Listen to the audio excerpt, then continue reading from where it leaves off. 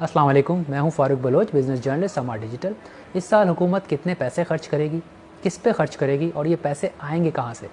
इस हिसाब किताब का जो खाता होता है उसको हम बजट कहते हैं। आज तहरीक इंसाफ ने अपना दूसरा फुल ईयर बजट पार्लियामेंट में पेश कर दिया, तो चले इसका जल्दी से जायज़ा लेते हैं। अगले साल हुकूमत मुल्क चलाने के लिए 7,132 अरब रुपये खर्च करेगी। ये बोलने में बहुत ज़्यादा लगते हैं, लेकिन अगर डॉलर्स में देखा जाए तो ये फेसबुक के फाउंडर मार्क ज़करबर्ग की जो कुल दौलत है उसका तकरीबन आधा है। लेकिन हुकूमत ये पैसे कैसे खर्च करेगी, इसको समझने के लिए हम इन तमाम पैसों को 100 रुपये के बराबर मान लेते हैं। इन पैसों में से हुकूमत 41 रुपये खर्च करेगी पिछले कर्ज़ों की अदायगी में, 18 रुपये देगी फ़ौज को, 6.5 रुपये खर्च करेगी पेंशन में।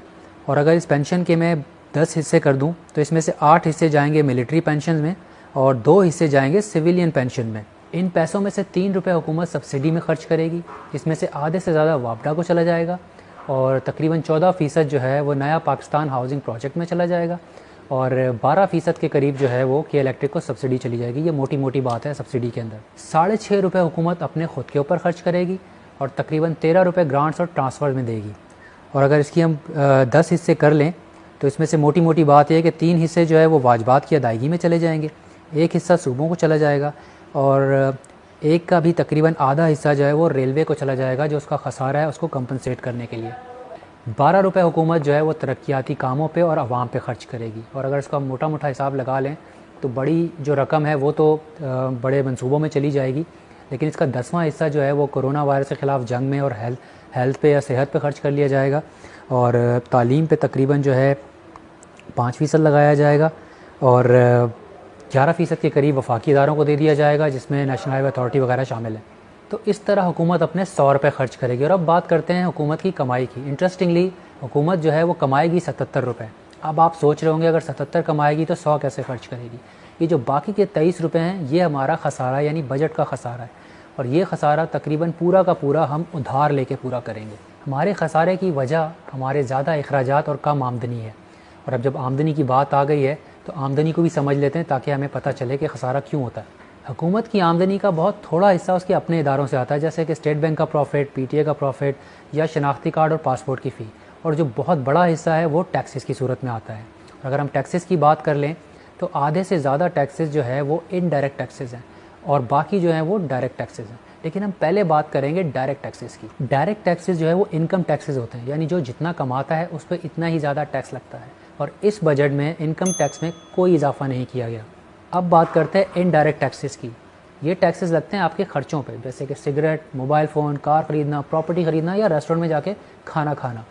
ये टैक्सेस अमीर और गरीब की तफरीक नहीं करते। जैसा कि मैंने पिछली वीडियो में भी मिसाल दी थी कि एक अमीर इंसान भी 1 लीटर पेट्रोल पे 41 रुपये टैक्स दे रहा है और एक गरीब भी 1 लीटर पेट्रोल पे 41 रुपये टैक्स दे रहा है। और शायद हुकूमत ने इस मेरी बात को मशवरा समझ लिया और इस बजट में उन्होंने जो पेट्रोलियम लेवी या पेट्रोल टैक्स है उसको 73 गुना बढ़ा दिया। यही नहीं, इस बजट में मोबाइल टैक्स यानी मोबाइल लेवी जो है वो भी 43% बढ़ा दिया गया है, जिससे उसके महंगे होने के चांसेस हैं।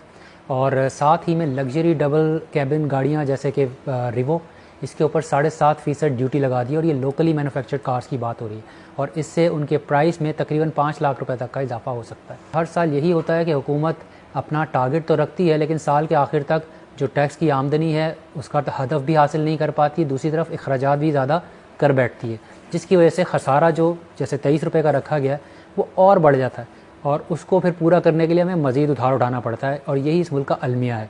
अगर जनरल मुशर्रफ के दौर से देखा जाए तो हर आने वाली हुकूमत पिछली हुकूमत के दिए गए कर्ज़ों को तकरीबन 2 गुना बढ़ा देती है। जनरल मुशर्रफ साहब ने भी यही किया। उसके बाद जरदारी साहब की हुकूमत आई, उसमें भी कर्ज़े इसी तरह से बढ़े। फिर नवाज़ शरीफ की हुकूमत आई, उसमें भी तकरीबन इसी तनासब से बढ़े और तहरीक इंसाफ हुकूमत ने अपने पहले 2 साल में तकरीबन 40% इजाफा कर दिया इन कर्ज़ों में। इस बजट के अंदर तहरीक इंसाफ ने अपनी आमदनी का ज़्यादातर इन्हिसार पेट्रोल टैक्स पे किया है और इस वक्त इंटरनेशनल ऑयल प्राइसेस कम है, इसलिए पेट्रोल टैक्स बढ़ाने की गुंजाइश थी क्योंकि ओवरऑल प्राइसेस फिर भी कम थे। लेकिन अगले साल अगर ये प्राइसेस वापस ऊपर जाते हैं तो हुकूमत को पेट्रोल टैक्स का जो टारगेट है अचीव करना बहुत मुश्किल हो जाएगा, क्योंकि ऑलरेडी 30 रुपये पर लीटर चल रहा है और इसमें सेल्स टैक्स शामिल नहीं है, उसको मिलाएं तो 41 रुपये हो जाता है। तो अगर ऐसा नहीं हुआ तो हदफ पूरा नहीं हो पाएगा।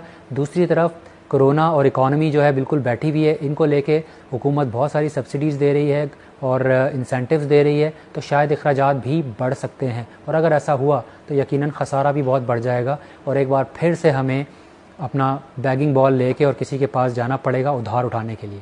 इस वीडियो के हवाले से अगर आप फीडबैक देना चाहते हैं तो कमेंट्स की सूरत में दे सकते हैं। अगर आपको समझ में आई है तो आगे भी शेयर करें ताकि ज़्यादातर लोगों तक ये पहुंच जाए। और इस तरह की वीडियोस देखने के लिए हमारे फेसबुक, ट्विटर और यूट्यूब चैनल को सब्सक्राइब भी करें, वेबसाइट को विज़िट करें। अगली वीडियो तक के लिए अपना ख्याल रखिएगा, अपने प्यारों का ख्याल रखिएगा। अल्लाह हाफ़िज़।